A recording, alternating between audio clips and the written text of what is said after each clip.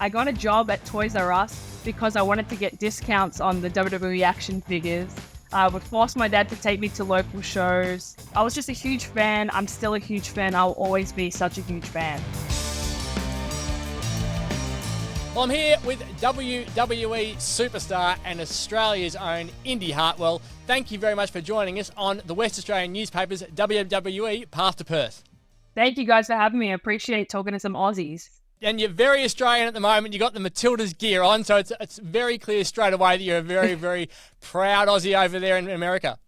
Absolutely, yeah. I'm so proud to be Australian. I have a playlist on Spotify, like just Australian music that I listen to pretty much every day. So yeah, I'm very proud. So we're recording this on Wednesday morning Perth time. It's just a couple of days post Royal Rumble, and you were part of that amazing Women's Royal Rumble, which has been praised by so many people everywhere. What was it like to be involved in that event? Oh, I think a huge goal of most superstars is to make it to the Royal Rumble, and I was fortunate enough to be part of it last year when I was an NXT superstar, which was a dream come true, and to be part of it again this year as part of the Raw roster was incredible. It was my favorite pay-per-view growing up. I think it's so exciting, wondering who's going to come out next. So it was a huge dream come true. So last year you were in at 26, this time you're in at 6. So in nice and early, fairly empty ring, plenty of opportunity to sell yourself. And I thought your entry was really impactful. The spine buster was really sold by Pat McAfee on commentary. Like, what was the moment like to get in there in that environment with more of an opportunity to shine in terms of less people in the ring at the time? Well, you're right. I did think about that. I was in earlier this year than I was last year. The ring was emptier. So like you said, I feel like I did get a chance to show myself more and to shine more because the ring was pretty empty. And thanks to Pat McAfee for putting over the spine buster. But yeah, it was a dream come true. And I remember last year when I was in the ring for the Rumble, it was like one of the first times where I like looked out and really like just was in the moment and appreciated and looked out, and like it was crazy. It's crazy being out there in front of that many people. So you have the moment where you point to the WrestleMania sign. You did it last year, you did it this year. And when you did it for the second time this year, my first thought was, this is really cool. If you do this for next year as well and the year after, and just keep doing it every single year, when they eventually put you in a position where you might actually be in the main event at WrestleMania, they can show every single year of you pointing to the sign and the dream, and it becomes a big story in that way. It's a really good angle. Is that why you've done that, or you just want to do it? Well, that's it. I'm going to keep doing it every year till I finally win. But no, last year when I did it, I knew that I didn't have a lot of time in there as like this year. I wanted to make my own moment, and my thing is doing the thumbs up. So in that moment, I pointed to the sign and did the thumbs up, and people loved it. And I thought to myself, okay, if I'm in the Rumble again, like I have to do it again. And there's a cool side-by-side of last year and this year, me giving the thumbs up to the WrestleMania sign. I think it's pretty iconic. It'll certainly work well if you keep doing it over the years. To me, I look at it and go, they don't give you permission to do that or have the camera in the right spot to get that shot at the time unless they rate you. And they clearly rate you because you've gone through the lineage of being an NXT champ, which has produced some of the biggest superstars at the moment. You then come back from injury straight into Raw and fight Rhea Ripley and into Becky Lynch. And it just feels like they are really confident that you're going to be someone in this industry for a long time. I would like to think that, and I want to give them every opportunity to think that. It's kind of a different business and sport that we're in, where a lot of it is not controlled by us, but I do my best, and yeah, hopefully they see that too. You had a vignette recently which was put together for your tag team situation at the moment, and saying you want to be the tag team champs. And so those sorts of things, when they're organised in advance, clearly tell a storyline as well about where they see your future going. Does that give you a lot of confidence that they have strong plans in place for you when they're giving you those opportunities in advance? Yeah, absolutely. And as I said, like this sport, this business, it's kind of different. It's a roller coaster. So, when you get something, it's like, oh my God, I'm so excited for what's going to happen. But then it can turn the opposite way, if you don't get something and you feel down about it. But I know it's just a roller coaster. There's going to be ups, there's going to be downs. But yeah, I'm looking forward to becoming tag team champion again with Candice. So talk to me about Rhea Ripley specifically. Yeah, I said you fought her in that match in Raw a couple of weeks back. You were on the card with her in South Australia when you were greener than Optus Stadium's grass and she was the champion. Like, you were as new could be back then. You're 2 months apart in age. Like, what's it like having her as someone who you can lean on, talk to as an Australian, same age, going through the same sort of thing? Yeah, it seems that I'm always a few steps behind her. She's always champion when I'm trying to become champion. But having Rhea, even though she's 2 months younger than me, she's definitely someone I look up to. I think she's someone that a lot of men and women can look up to, especially Australians, to have like a figure like her in WWE. She's one of the top superstars there, and I use her as inspiration. I love to see her journey and hopefully one day win the title off her. Did you get a chance to interact with her much when, as I said, you were really new to the industry when you went to South Australia and fought on the same card as her when she was the champion at Riot City? Did you know much about her at the time? Did you get to meet her really there, or was it absolute chaos as you were trying to work out what was going on in a very new event for you? Yeah, so Rhea and I actually met each other before we both started wrestling. We met each other as fans, like meeting the WWE superstars at the airport when they came to Australia. So we met when we were like 15 or 16, and I don't think she had started wrestling then. I certainly hadn't started wrestling yet. But I went to Adelaide to wrestle, and we knew each other, but she's always been a few steps ahead of me. So when I was really breaking into wrestling in Australia, that's when she was off to WWE. So it's not really until now that we've really been in the same place for a while. How do two 15-year-olds from different states bump into each other at an airport? Like, what were you doing in the same state even at that age to be following wrestlers around? Well, she's a super fan. I think she was coming to Melbourne for the show. I'm not sure if WWE went to Adelaide that year. But I guess she was just such a fan that she came to the Melbourne show as well. There's a lot of photos back in the day of Rhea and of me, you know, in our old WWE merch with posters and figures and stuff. Like, we're both just huge super fans of wrestling. So when you got in the ring with her on Raw, like what was that like for you? Like, dream come true sort of moment, I would have thought, for the two of you to be together. I thought that I need to start working out harder because she is huge. So as I said, I use her as inspiration, but to be in the ring with her, like I said, she's one of the top superstars. So it was an honor for me. Although it wasn't long that she kicked my ass. Still loved it. She was very giving post-match, though. Like, not many people in her position allow someone who is very new to the card to beat the hell out of them after the match, which is what happened. And then you disappear as quickly as you can to avoid copying the retribution. But those sorts of things show that people who rate each other and like each other are prepared to do more for each other as part of the industry, doesn't it?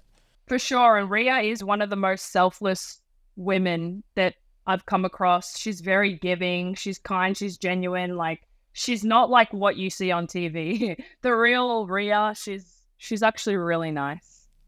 I'm not sure she'll like everyone saying, like everyone knowing that about her, but the Aussie influence is massive, and the Elimination Chamber is coming to Perth February 24 at Optus Stadium. You can buy tickets at ticketmaster.com.au. The big question for us at the moment is, we know that Grayson Waller's going to be on the card. We know Rhea Ripley's going to be on the card. Are we going to have a hat-trick of Aussies on the card? Are you going to be here? Being in Perth for Elimination Chamber is the goal right now. It's my dream. It would be my WrestleMania moment. So as of this stage, I'm just looking forward to hopefully coming there and performing in front of everyone. So what do you have to do to convince the decision makers to make sure that you're on that card? If you find out, let me know. Right, okay. you can't. I think it's no politics. It's all about performance. I'm gonna wear my Matilda's jersey. I'll walk around with the flag wrapped around me, talk in a really thick Australian accent, and hopefully that works. Yeah, just drop some fair income truth every now and then. What excites you now that we know that Royal Rumble's finished, WrestleMania is coming up, Elimination Chamber, the next big PLE. From the storyline perspective, from when as a fan as well as being a superstar, what excites you about what sort of things we will be seeing in Perth in a couple of weeks' time from a storyline element? From a storyline element, there's a lot of things. There's a few injuries right now, but luckily we have a few Australians on the main roster, like Bronson Reed, Grayson Waller, Rhea Ripley, and myself. So I know that despite the injuries, the show is going to be amazing. WWE doesn't come to Australia often, and I knew that as a fan growing up, it was a special time when WWE would come. And as a kid, I never imagined that there'd be a PLE in Australia, in a stadium. So as I said, it's a WrestleMania for Australians. I'm excited for them. It has been carnage from an injury front lately. Like, you had an ankle that kept you out for a while. Grayson Waller had a broken leg. We've seen Charlotte Flair do an ACL, and now Seth Rollins, CM Punk both injured as well, and they were announced as coming here. And so people are disappointed, obviously, that they're not going to be here as well. Or hopefully Seth can recover. CM Punk definitely not. It's part of the industry, obviously. Injuries is part of sport, but how devastating it is when you get hurt, when you know that what it can impact on you for your storylines and for your future. Definitely. I mean, what we do is really dangerous and very unpredictable. So, it's hard to think about what's going to happen and what the storylines will be. It's devastating when people get injured. Thankfully, I haven't had such a devastating injury that's put me out for a long time, and hopefully it stays that way. But yeah, my heart is always with those people that are going through that. I love the fact that you just said, bugger it, I'm going to fight through with this injury and get back into the ring and have one more match before going into rehab and looking after that ankle. How painful was it? Because you were limping around, desperately just trying to avoid doing something really serious, I would have thought. Yeah, looking back, I don't know if I should have done that. But in the moment, I was like, I have to go back out there. Like I was begging the coaches and the producers and the medical team to let me go back out there. And yeah, it bloody hurt. But I thought, how much worse can it get? And I did it. Now, you mentioned before you and Rhea meeting at an airport. I use this phrase in the absolute most reverential term possible. You are a wrestling nuffy, clearly, which is fantastic from an Australian perspective.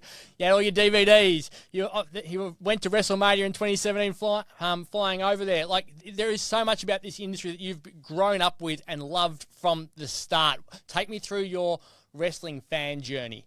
Oh, okay. So I think I got introduced to WWE around 2004 or 5. My brother was watching it and I saw it on TV and I was like, what is this? Like, I even now I think when people turn on TV and they see wrestling for the first time, like, what do they think? And I don't really remember what I thought. I was just really confused, but I was hooked. I was hooked from the start and became a huge fangirl. I think I went to my first live event in 2007. And then, funny story, when I started high school, I forced myself to stop watching wrestling because I didn't want to get bullied for it, how people feel about wrestling. And then 2 years later, I was like, bugger that. Like, I love wrestling. I was such a huge fan. Like, let me get back into it. And then from then on, it was crazy. I got a job at Toys R Us because I wanted to get discounts on the WWE action figures. I would force my dad to take me to local shows.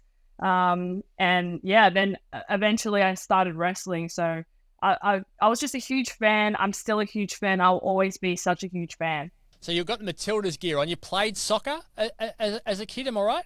I did play soccer. Yeah, that was definitely my favorite sport. We were not an AFL family or rugby. We loved soccer. So I played soccer growing up. My brother played soccer. I was a ball girl in the A-League for Melbourne Victory a few times. So that was a cool experience. But I gave up soccer, I think, when I got a lot on my plate in high school. But yeah, I do love it. I asked Rhea Ripley when she was here about this, the influence on females and sport in this country at the moment. Sam Kerr must be a hero of yours then, and you'd be hoping to be a hero of others as well as you come through the ranks to become one of the bigger names in the industry. Oh, for sure. Shout out to Sam Kerr. I think she's a legend. She's a trailblazer. And I think Australia is very lucky to have someone like her. And take me back to WrestleMania 2017. It's a long way to fly from Melbourne to Florida, I think it was at the time. Like, you can't get much further away. Like, it's a bucket list moment for a lot of people. What was that like for you as a fan at that point who was just starting to make your way as a wrestler in the Australian industry? Yeah, it's crazy because that WrestleMania was in Orlando and that's where I live now, which is like a crazy full circle moment. But I got the travel package that WWE sold for WrestleMania. So I think it had like all the tickets to the shows and the hotels and stuff. And like going to WrestleMania was like Christmas morning times 1,000. Like it was incredible. Walking out, like going to your seats, there is nothing like a WWE PLE. There's nothing like WrestleMania, and it's definitely one of the best memories I've ever had.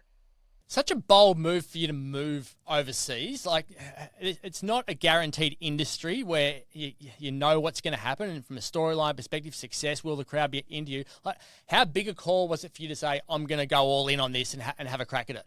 Oh, it was a no-brainer. From when I started wrestling, my goal was to become a WWE superstar, and I knew that that meant I would have to move to America. So a few years into wrestling, when I finally got that call that I was getting signed and had to move over, I was so excited. Like, I don't think I was sad to be leaving. Of course, I'll be sad to leave my family, but it was my goal and what I always wanted. And yeah, I just turned 23 when I moved over. I never lived out of home before. I didn't really know how to wash my own clothes. So I was learning, I was growing up in the other side of the world. And why do you think you've been successful in such a short time of actually wrestling at all? Like you were doing tryouts very, very early into your wrestling journey in Australia. So why do you think that you were able to capture the imagination of the right people and be able to prove yourself in the ring without a lot of training, without a lot of experience so early? Well, I think a lot of things go into that. It's wrestling, it's how you look, how tall you are. But I think one of the main things is the right place, right time. And I got to try out really early on. I think I only had like 5 or 6 matches under my belt. But when I ultimately got signed, it's because I chose to do a show in Brooklyn during WrestleMania week. And the scouts were there, and that's how I got signed. So if I wasn't there, it wouldn't have happened. Maybe it would have happened another time, but definitely right place, right time. And I'm glad they saw something in me. So was that WrestleMania show when you went over to watch WrestleMania, you stopped through Brooklyn and went and fought in an event there, did you? Yeah, this was 2 years later. So I went to WrestleMania 3 years in a row as a fan. I went in 2017, 2018, 2019. And when 2019, they were in New York, New Jersey, I believe. And yeah, I did a show there in Brooklyn that week.